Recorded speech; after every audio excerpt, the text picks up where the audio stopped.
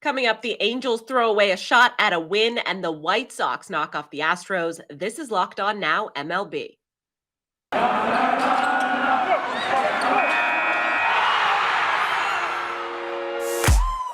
The biggest games, the best performances, expert analysis. You are Locked On Now. Welcome in. You're listening to Locked On Now MLB, local experts weighing in on the biggest stories in baseball. I'm your host, Kainani Stevens. Thank you for making Locked On Now your first listen every single weekday. Got our MLB host here to recap all of the action for you from yesterday. We start out with the Mariners beating the Angels in a wild final inning as we begin our look around the league. Let's go around the league. The Mariners won in the ninth inning against the Angels thanks to some sloppy fielding that Seattle took advantage of for 4 runs in that inning. Locked On Mariners is happy to be back in the win column, while Locked On Angels continues to watch this team let games slip away. So another great outing from Luis Castillo, some heroics from Sam Haggerty and the crew, and some truly awful defense from the Angels. The Mariners get back in the win column on Monday night. This is Ty Gonzalez, host of the Locked On Mariners podcast here. The Mariners get 4 runs in the top of the ninth to beat the Angels by a score of 6-2 to open up their 3-game set down in Anaheim. And while this is a Mariners-centric video, and we are a Mariners-centric podcast after all, I just want to talk about the Angels. So I'm going to do that. I felt that tonight's game perfectly encapsulated just who the Angels are and who the Angels have been for the last 7 or so years. They had a lot of things go well for them tonight, really, if we're being honest. I mean, they were gifted a home run by Julio Rodriguez and Mitch Haniger miscommunicating.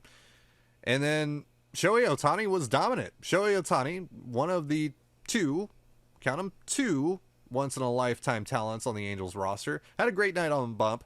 Not in the batter's box because he still can't hit Mariners pitching to save his life, but on the bump he was great tonight.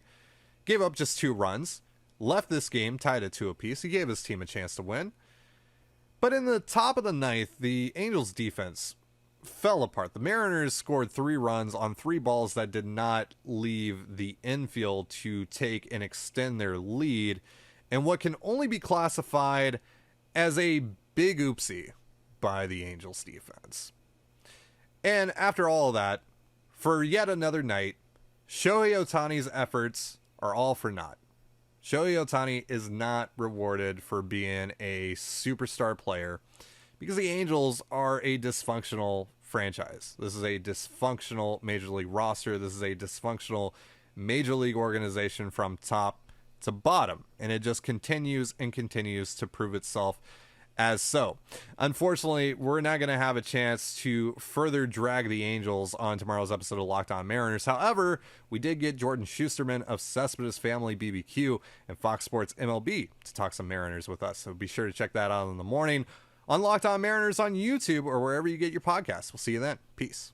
Well, if you want to get an idea of what it's like to root for the Angels in 2022, just watch the highlights from Monday's game against the Mariners. But just watch the highlights from the ninth inning.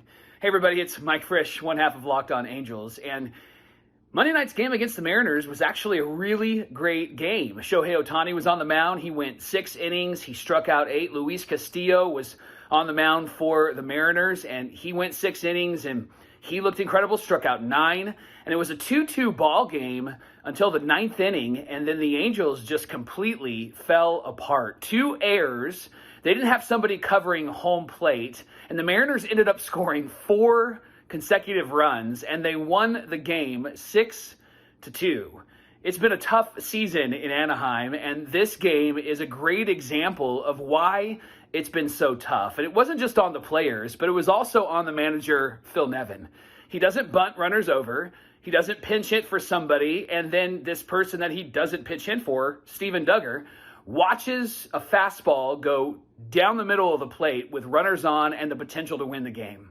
It's a mess, and we can't wait for this season to end and start fresh next season. We're going to talk all about it on Locked On Angels, and we hope that you'll join us. Madison Bumgarner started off strong against his old team, but slowly started to struggle as the game against the Giants went on. Locked On Diamondbacks tells you more about the loss, while Locked On Giants hopes a 4th straight win can keep San Francisco alive in the playoff hunt for a little bit longer. Mad Bum struggles in his return to the Bay as the D-back dropped the first game of the series to the Giants. Miller Thomas of Locked On Diamondbacks here. Mad Bum was pretty good in the first 3 innings of tonight's ball game, but then everything fell apart in the 4th inning with a 2-run shot given up to Evan Longoria, who can still do it late in his career. Then Mad Bum proceeds to give up runs, not just in that 4th inning, but in the 5th and 6th inning as well. Gives up 6 earned runs in total. That's all she wrote for Mad Bum. The offense didn't show up either for the D-backs, so not good starting pitching.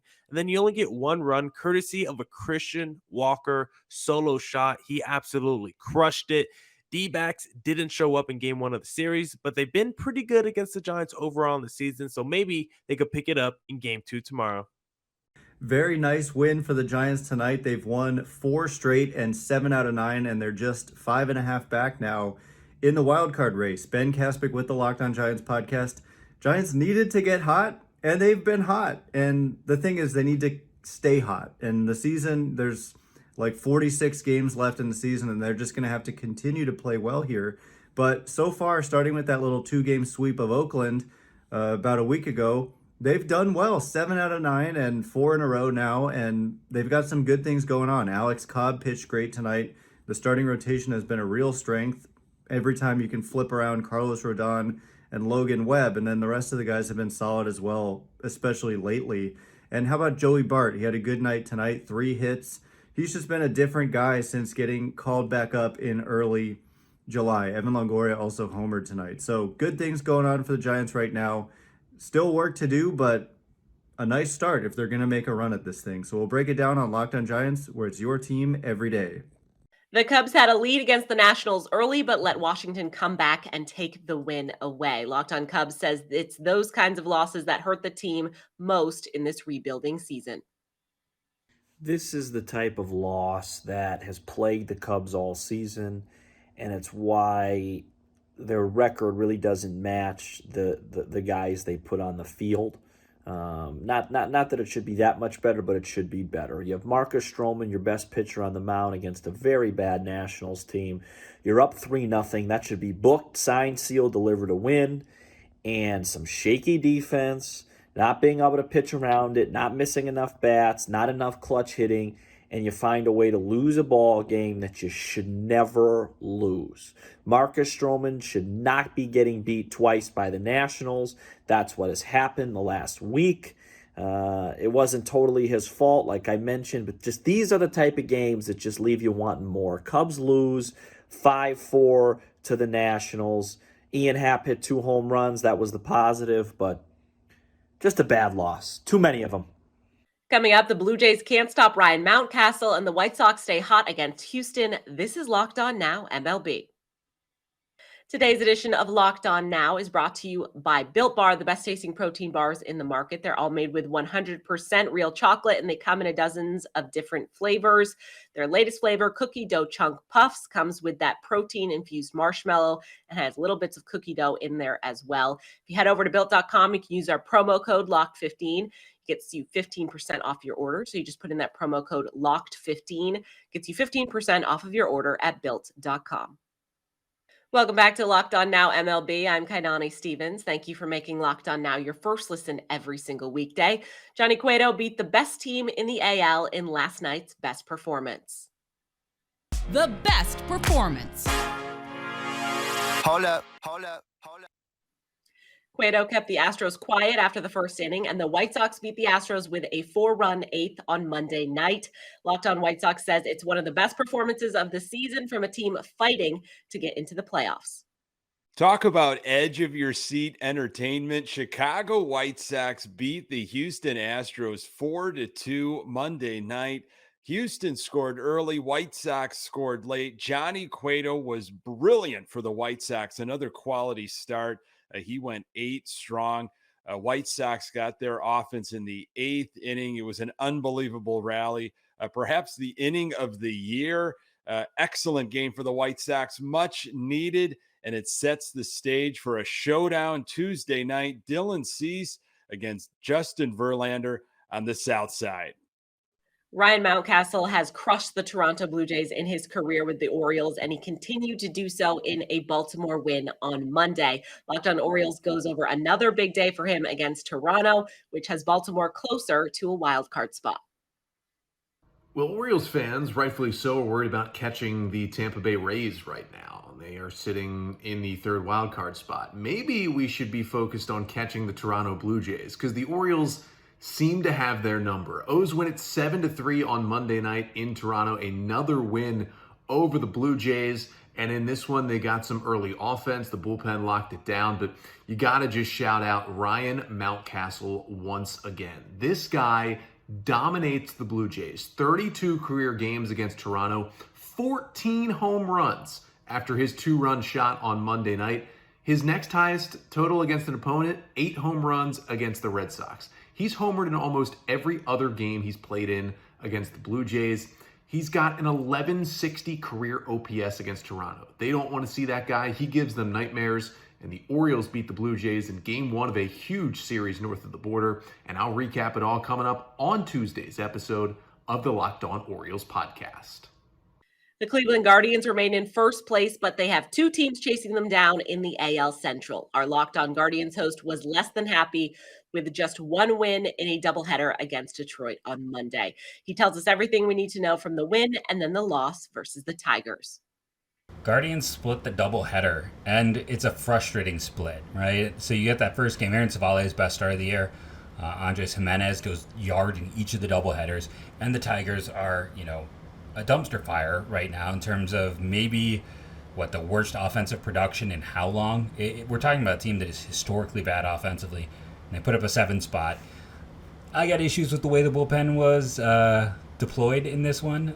You can definitely check out Locked On Guardians to hear me explain what's going on with Eli Morgan, that there's some very clear data that I get into.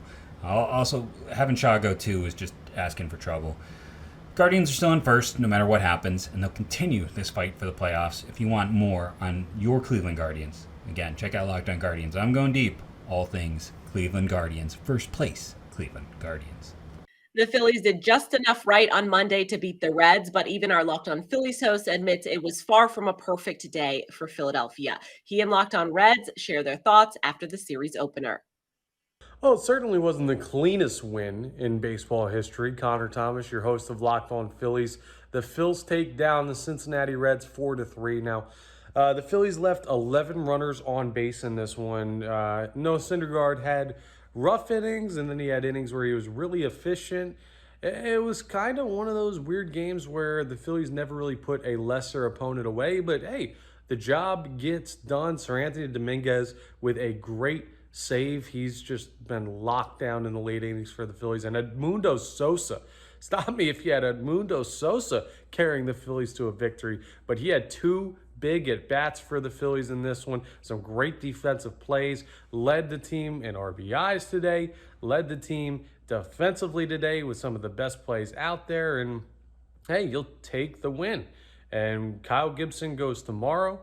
The Phillies should have a chance to win the series. Well, they do have a chance to win the series, and they should take advantage against a Reds team that, frankly, isn't on their same level. So a good win, and the Phillies offense scores 4 times, back on track. Another poor performance by a Reds starting pitcher that the bullpen tried to salvage, but this time the lineup just didn't back them up. Hey, this is Jeff Carr from the Locked On Reds podcast, and Monday's game 1 against the Phillies of this 3-game set did not turn out how the Reds hoped it would, as they fall 4-3 to the Phillies in this one. A couple of great performances out of the pen. Ian Jabot, even though he loaded the bases himself, he also struck out the side. You had 2 perfect innings by Luis Cessa, and Hunter Strickland comes in the 9th inning and pitches a clean inning. He only allowed 1 base runner. He struck out Nick Castellanos. He had a couple of strikeouts in that inning too. I don't know. Maybe that's the best we're going to see from Hunter Strickland the rest of the year, but he certainly bought himself some favor in the headspace of David Bell and probably nobody else. But still, the bullpen looked good. The lineup, not so great. Jake Fraley had a nice home run. Michael Papierski with a couple of RBIs. But Joey Votto saw as many pitches as he had at-bats. He had 4 at-bats. He saw 4 pitches. Didn't do anything with them. Weird night at the plate for Joseph Daniel. Weird night at the plate for most of the Reds, as it just seemed like they were being overmatched by Noah Syndergaard. I don't know if this is suddenly 6 years ago or what, but whatever. I just did not like the way that the Reds hit tonight, and overall, it led to them losing the game. We'll talk about this and more on tomorrow's Locked On Reds podcast as we get you ready for start number 2 of the TJ Zoik era. That's all for today on Locked On Now MLB. Thank you for making Locked On Now your first listen every single weekday. Make sure to go check out Locked On MLB and your team's Locked On podcast. I'm Kanani Stevens. This has been Locked On Now.